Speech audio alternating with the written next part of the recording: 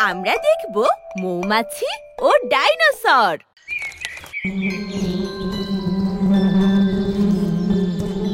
এক ছিল এক মৌমাছি। সে সারাদিন নাচানাচি করে আর ফুলে ফুলে ঘুরে বেড়ায়। ঘুরে ঘুরে ফুলের মধু সংগ্রহ করে। যে গাছটায় মৌমাছির চাক, তার পাশেই থাকতো এক ডাইনোসর। তার নাম ছিল টিটানোসর। তার শরীরটা বিশাল বড় আর গলাটা অনেক লম্বা।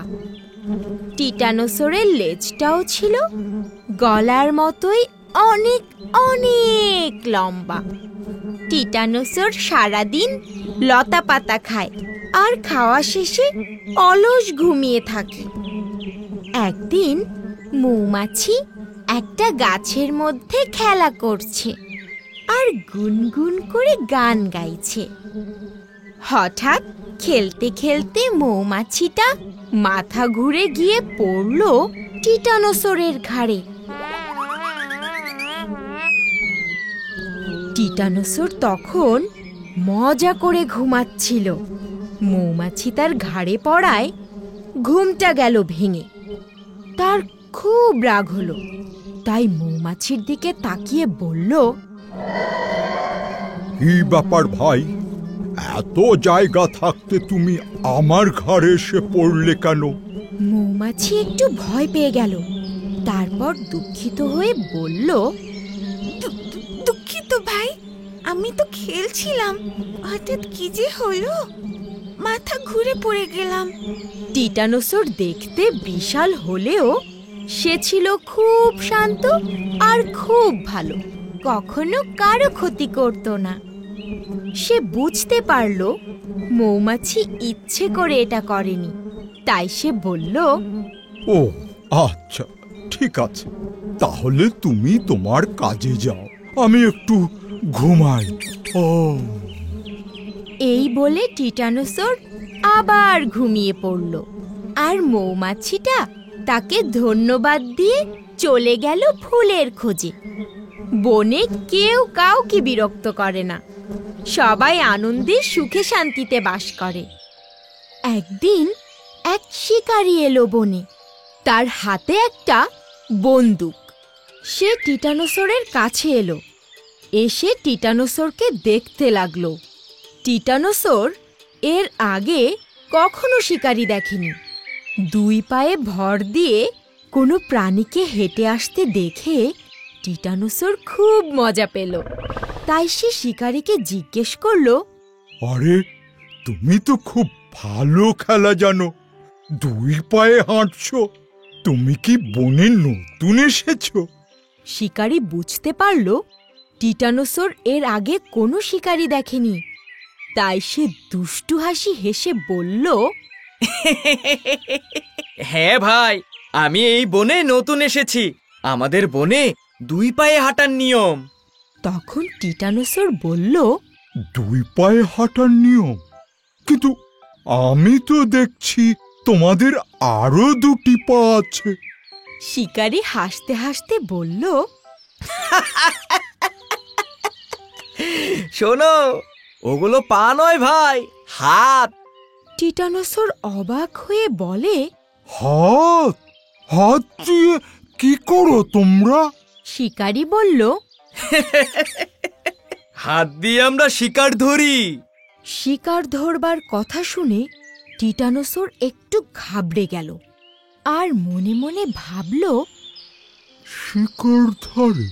এ আবার কি বাবা, কখনো ধরিনি তো। তখন শিকারী বলল, চলো, তুমি আমার সাথে চলো, আমাদের বনে চলো। টিটানোসর বলল, কেন যাব কেন? এই কথা শুনে শিকারী বলল, যাবে কেন? যদি না যাও, আমি তোমাকে শিকার করে ধরে নিয়ে যাব। টিটানোসর বুঝল এই প্রাণীর মতলব ভালো না। দেখতে ছোট হলেও কেমন বড় বড় কথা বলে। তাই এবার সে আরো বেশি ঘাবড়ে গেল। তারপর বলল, না ভাই, আমার যে কাজ নেই, আমার আবার লতা পাতা খেতে হবে। তখন শিকারী রেগে বলল, ভালোই ভালোই আমার সাথে চলো, আর যদি না যাও, এই যে আমার হাতে বন্দুকটা দেখছো, এটা দিয়ে আমি তোমাকে শিকার করব আর ধরে নিয়ে যাব। ঠিক এমন সময় মৌমাছিটা উড়ে এলো।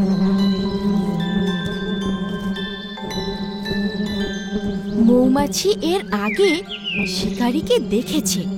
সে বুঝতে পারল শিকারীর মতলব ভালো না, তাই সে তাড়াতাড়ি শিকারীর মুখে দিল হুল ফুটিয়ে। এটা কি হলো? আর সাথে সাথে শিকারী বাবা গো মা গো বলে পালিয়ে গেল বন থেকে। ও বাবা গো, ও মা গো, এ কি হলো? ও মা গো, বাবা গো, আমি পালাই পালাই, এই বনে আর থাকা যাবে না। ওরে বাবা রে। তখন মৌমাছি বলল, আরে ভাই, ও হলো শিকারী।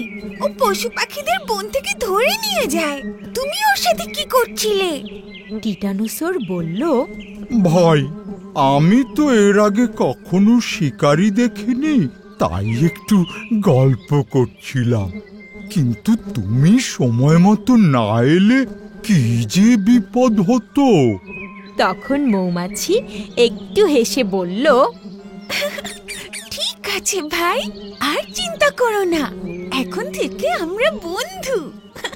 টিটানোসর আনন্দে বলে উঠল, ঠিক বলেছ, আজ থেকে আমরা বন্ধু। এরপর মৌমাছি আর টিটানোসর ডাইনোসর ভালো বন্ধু হয়ে গেল। তারা সুখে শান্তিতে বনে বসবাস করতে লাগলো।